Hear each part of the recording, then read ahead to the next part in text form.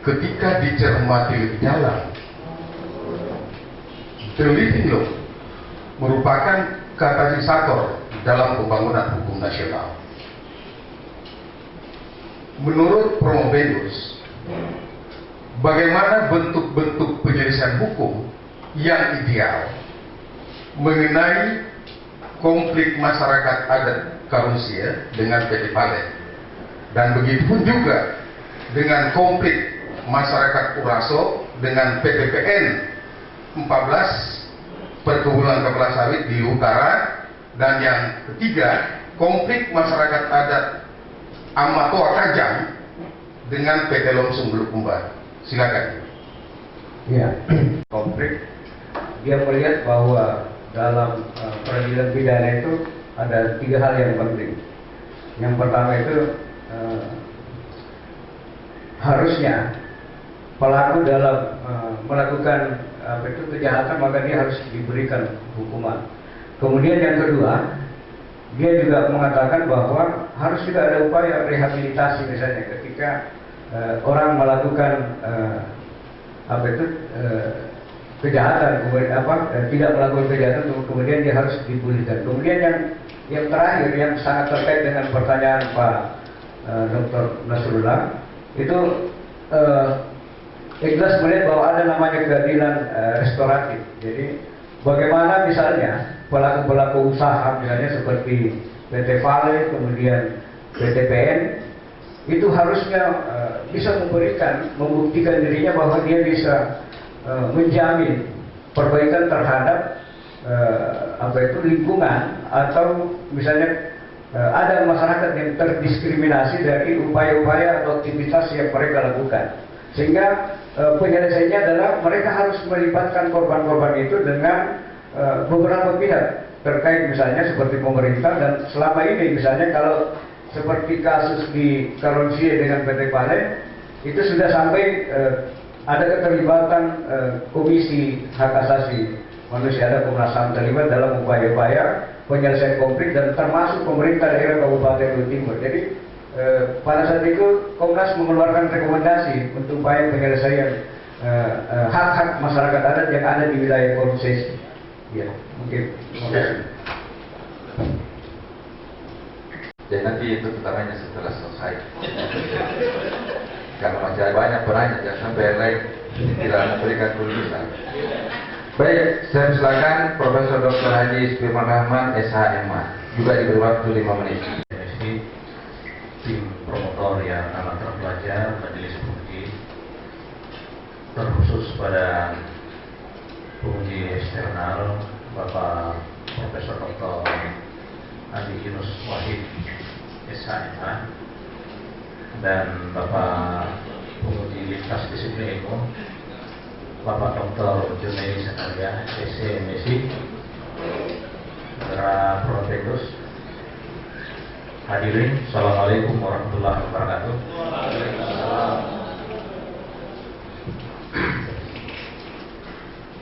Kalau kita menyimak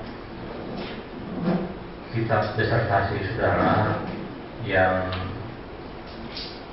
berkutat pada konflik masyarakat hukum adat berkaitan dengan hutan, ya, wilayah yang di dalamnya ditumbuhi oleh tumbuh-tumbuhan yang padat, ya, yang disebut dengan hutan.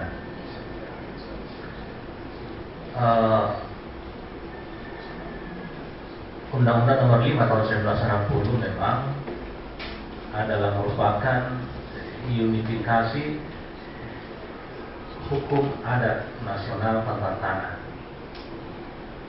termasuk di dalamnya tanah-tanah yang ditumbuhi oleh pepohonan atau tumbuh-tumbuhan yang di dalamnya dihuni oleh flora fauna, ya, dan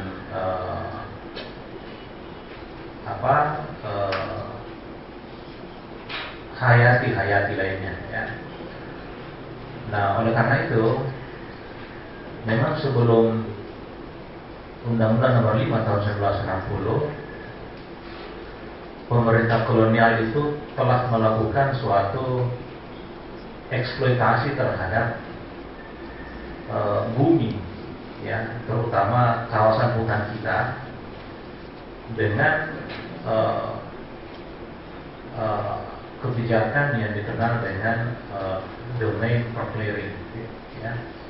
Domain proclearing itu pada intinya bahwa masyarakat tani, termasuk masyarakat yang menguasai suatu wilayah hutan, harus terlebih dahulu membuktikan ehendomnya atau kepemilikannya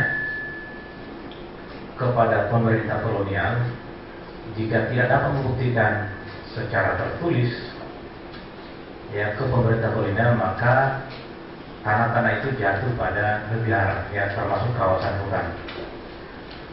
Ini sebetulnya adalah tipu daya penjajah, ya, tipu daya setan lah, ya, dalam menurut saya. Yang ternyata begitu Orde Baru juga tipu daya ini dilanggengkan oleh penguasa Orde Baru. Yang terakhir dilanggengkan oleh Undang-Undang 41 tahun 1999. Beruntung sekelompok masyarakat hukum adat itu mengajukan uji materi ke Mahkamah Konstitusi, dan para penafsir konstitusi itu merubah secara mendasar Undang-Undang Nomor 41 tahun 1999, sehingga kategorisasi hutan itu selain hutan negara, maka ada juga disebut dengan hutan hak. Apa itu hutan hak? Hutan hak itu adalah hutan yang secara fatalis, secara kenyataan, memang secara turun-temurun dikuasai oleh masyarakat, ya, dikuasai oleh masyarakat hukum adat, yang memang dalam Undang-Undang Nomor 5 tahun 60 itu, materinya Undang-Undang Nomor 5 itu adalah hukum adat. Undang-Undang Nomor 5 tahun 60 mengakui keberadaan hukum adat sebagai hukum tanah yang diangkat keberlakuannya menjadi hukum nasional. Meskipun menurut Van Leeuwenhoek, menurut ilmuwan-ilmuwan Belanda sendiri mengakui bahwa di Indonesia ini ada 19 lingkaran hukum adat. Ke-19 lingkaran hukum adat ini yang diunifikasi, dihilangkan sifat-sifat feodalismenya dan diangkat, ya, menjadi suatu ketentuan yang berlaku secara nasional. Jadi kalau ada ketentuan-ketentuan perundang-undangan, ya, yang justru mengebiri penguasaan hukum adat, maka itu berarti bahwa itu pengingkaran terhadap, ya, konstitusi itu sendiri, ya, karena dalam konstitusi kita jelas mengakui, ya, hukum-hukum yang hidup dalam masyarakat yang disebut tadi sebagai relative law. Itu yang pertama, ya. Kemudian yang berikut, saya tertarik dengan temuan saudara dalam disertasi saudara. Dalam temuan saudara mengatakan bahwa ada beberapa faktor yang mempengaruhi perlindungan masyarakat hukum adat, ya. Antara lain itu adalah faktor substansi hukum, faktor budaya hukum, ya, kemudian ada faktor structure, ya, atau pelaksanaan hukum. Bisakah saudara menjelaskan kepada audiens, ya, bagaimana relevansinya, ya, ketiga faktor itu justru temuan saudara itu mempengaruhi, bahkan cenderung menghambat perlindungan terhadap masyarakat hukum adat. Silakan. Ya, terhadap perlindungan dan pengakuan masyarakat hukum adat ini agak terhambat Yang pertama juga kita melihat misalnya dalam penelitian saya di lapangan banyak proses-proses yang memang tidak begitu cepat direspon oleh pemerintah daerah, meskipun sebenarnya sudah ada surat edaran yang dikeluarkan Mendagri terkait dengan bagaimana bupati dan wali kota untuk segera melakukan identifikasi terhadap masyarakat hukum adat. Itu tidak berjalan dengan baik. Kemudian dalam upaya misalnya secara substansi hukum, proses-proses legislasi di daerah, kalau kita mendorong perda pengakuan masyarakat adat itu bisa sampai 5 tahun, ya sekitar begitu. Itu pun ada juga yang tidak sampai sekarang tidak pernah disahkan, meskipun itu sudah dalam proses pembahasan. Dibandingkan dengan kebijakan yang lain itu agak lebih cepat. Kalau pengalaman teman-teman ada yang sampai 6-5 tahun, itu paling lambat baru ada pengesahan. Kemudian yang kedua, pemerintah daerah dalam hal ini juga pemahaman mereka terkait dengan perlindungan masyarakat adat itu masih ada 2 versi, Prof. Mereka menganggap bahwa yang dimaksud masyarakat adat ini juga itu tadi, yang sistem swaprada itu, kerajaan dengan masyarakat komunitas yang hidup, yang disebut oleh Pak tadi adalah satu unit sosial masyarakat yang terorganisir, yang hidup di satu wilayah. Ini mereka masih ambigu, mereka masih bingung apakah PRD ini akan melindungi kerajaan kembali, mengembalikan feudalisme yang Pak Prof tadi bilang, ataukah yang mau dilindungi adalah komunitas yang hidup di satu wilayah, misalnya seperti di Kajang atau di Lut Timur itu ada namanya Cerekan. Jadi itu juga secara substansi yang belum klop. Kemudian ada juga beberapa kebijakan memang yang secara nasional, misalnya ada undang-undang terkait dengan pengerusakan hutan. Itu juga yang banyak dipakai oleh pemerintah untuk melakukan diskriminasi terhadap masyarakat yang mencoba melakukan pemanfaatan hasil hutan, meskipun mereka menganggap bahwa wilayah itu adalah masuk dalam wilayah masyarakat adat. Kemudian dari sisi struktur, ya penegakan juga memang dukungan dari pihak terkait. Misalnya kalau sekarang kan kewenangan kehutanan ini sudah ditarik di provinsi, jadi tidak ada lagi di kabupaten. Nah ini juga yang menjadi salah satu hambatan bagaimana upaya perlindungan terhadap wilayah-wilayah hutan, termasuk hutan adat itu sendiri. Karena ada juga program yang sementara dijalankan misalnya oleh pemerintahan Jokowi tentang perhutanan sosial, memberikan 2,7 juta sekitar 12,7 juta hektar lahan hutan untuk dikelola oleh masyarakat. Tetapi faktanya di lapangan ini juga tidak berjalan dengan baik. Justru yang banyak dilakukan oleh para penegak hukum itu, mereka hanya pihak yang berkompeten itu hanya mensosialisasikan konsep hutan negara, bukan hutan hak. Padahal dalam perhutanan sosial itu konsep hutan hak juga harus masuk ke situ. Nah kemudian termasuk juga terkait dengan, kalau kita lihat Prof. Suryono Sukanto bilang bahwa sarana prasarana juga yang menghambat upaya penegakan yang dilakukan oleh struktur atau pihak yang berwenang, karena ditariknya maka pembiayaan itu akan bertumpu di pemerintah provinsi. Kemudian kultur, ya kultur atau budaya hukum ini juga yang kadang hukum-hukum yang hidup yang Prof tadi bilang living law itu kadang tidak kompatibel dengan hukum. Ya, sampai di situ saja ya. Saya sudah paham. Ya, temuan saudara itu hanya 3 saja, dan termasuk sarana prasarana. Tetapi setelah Anda kemukakan bahwa justru budaya hukum itu atau kultur itu justru memberikan legitimasi atau penguatan terhadap masyarakat hukum adat. Hanya saja memang pemerintah dengan adanya yang namanya investor, adanya peranan modal, melakukan delegitimasi. Ya, jadi di satu sisi masyarakat itu ingin eksis, melegitimasi dirinya, tapi di lain sisi kalau masyarakat bertahan dengan penguatan terhadap penguasaan secara adat itu, maka dipandang bahwa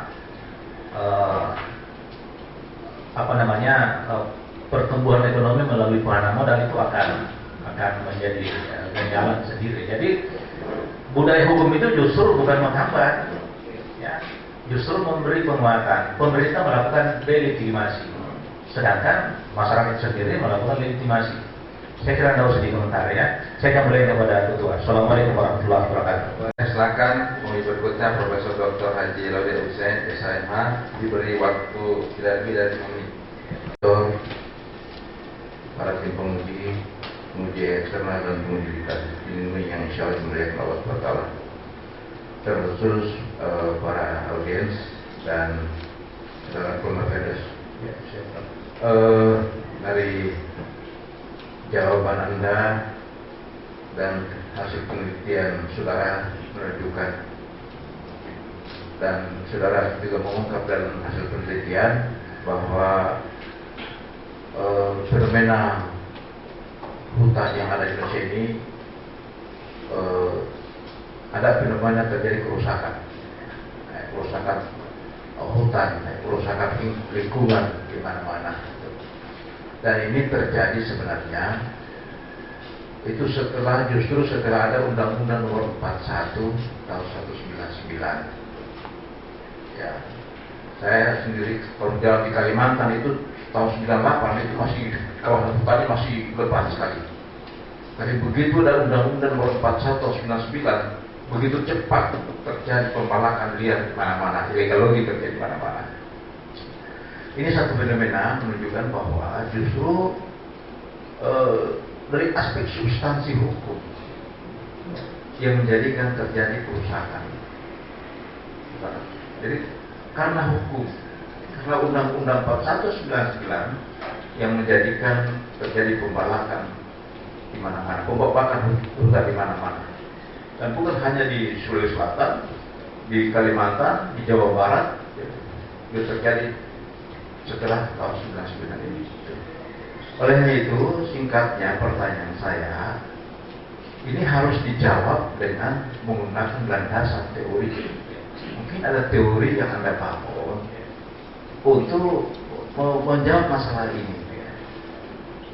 Itu dulu pertanyaannya. Nanti kalau jawabannya memuaskan cukup sampai di sini saja. Silakan. Terima kasih banyak. Yang dikembangkan oleh filsuf Armenais, dia mengembangkan filsafat ekologi. Dia mengatakan bahwa memang untuk melakukan perubahan terhadap kerusakan lingkungan, termasuk hutan hari ini yang terjadi, maka pendekatannya memang harus ada perubahan paradigma, karena selama ini dalam konsep teori lingkungan dia mengatakan bahwa teori antroposentrisme yang memusatkan lingkungan itu hanya pada manusia, kemudian manusia melakukan eksploitasi semuanya tanpa mempertimbangkan nilai-nilai lingkungan yang lain, misalnya hutan, alam, air dan segala macam. Nah, inilah menurut filsuf Armenais bahwa adalah salah satu embrio yang akan terjadinya kerusakan lingkungan di muka bumi ini. Dan menurutnya dia bahwa memang paradigma ini harus berubah, dan dia menawarkan satu konsep ekosentrisme. Jadi bagaimana keberadaan manusia itu bisa hidup harmonis dengan lingkungannya, sehingga manusia itu tidak hanya mementingkan kepentingan dirinya, tetapi juga memandang bahwa alam yang lain, tumbuhan dan hewan itu punya nilai yang sama terhadap manusia itu. Karena ketika lingkungan rusak, maka menurut Armenais, maka itu akan berdampak sendiri pada kehidupan manusia. Iya, saya tepat saja, bukannya Armenais, Dr. Munajat dan Saputro juga berpendapat seperti itu. Ya. Kalau Profesor Munajat singkat saja dinyatakan bahwa itu ada hubungan antara lingkungan dengan hidup. Makanya disebut lingkungan hidup. Kalau orang Barat yang disebut lingkungan saja. Tapi Profesor Munajat lingkungan hidup, ada hubungan antara lingkungan dan hidup. Lingkungan itu tidak boleh rusak. Ya. Kalau lingkungan rusak, maka yang hidup akan keluar. Ya. Tubuh manusia adalah lingkungan. Kalau tubuh manusia itu rusak, yang hidup akan keluar. Itu hakikatnya sebenarnya. Saya kira saya kembalikan ke ketua tim penguji. Terima kasih semuanya. Eksternal, guru besar dari Universitas Hasanuddin, Profesor Dr. Haji Adi Fahid, SHMH, Diberi waktu 7 menit. Yang terhormat Ketua Sidang Promosi, Promotor, Co-Promotor, anggota Dewan Pemudi, hadirin, Bapak Rektor, Pak Ketua Yayasan, ada Pak Mandi Tahir, dan yang lain yang tidak sempat saya sebutkan satu persatu. Dan saya muliakan. Dan Ibunda Profesus, semoga berbahagia Bu. Dan Prof. Mendus, insya Allah juga berbahagia. Tidak gampang orang berdiri di situ. Dari 100.000 orang ya satu di antaranya. Jadi karena kita diberi waktu terbatas, sebenarnya menarik sekali untuk didiskusikan apa yang saudara sajikan. Pertama-tama saya sampaikan penghargaan yang tinggi atas upaya saudara menyajikan suatu kitab disertasi yang kelihatannya ini betul-betul didasarkan suatu penelitian. Ini tidak gampang, memerlukan waktu, tenaga, dan biaya juga. Apalagi kalau orangnya seperti saya itu yang tidak pintar cari uang, berat gitu. Iya. Dan alhamdulillah sudah disajikan di sini dan tinggal bagaimana tindak lanjutnya nanti. Sudah banyak pertanyaan mengenai substansi, teori, dan lainnya. Karena itu saya mungkin Bapak bertanya bagian-bagian luarnya gitu. Dan karena ini promosi, salah satu maknanya adalah dipromosikan bahwa saudara akan menjadi calon ahli apa. Nah, melihat judulnya, judul penelitian saudara dan jawabannya tadi, kadang muncul masalah lingkungan, ada hak berarti masalah keperdataan, pengelolaan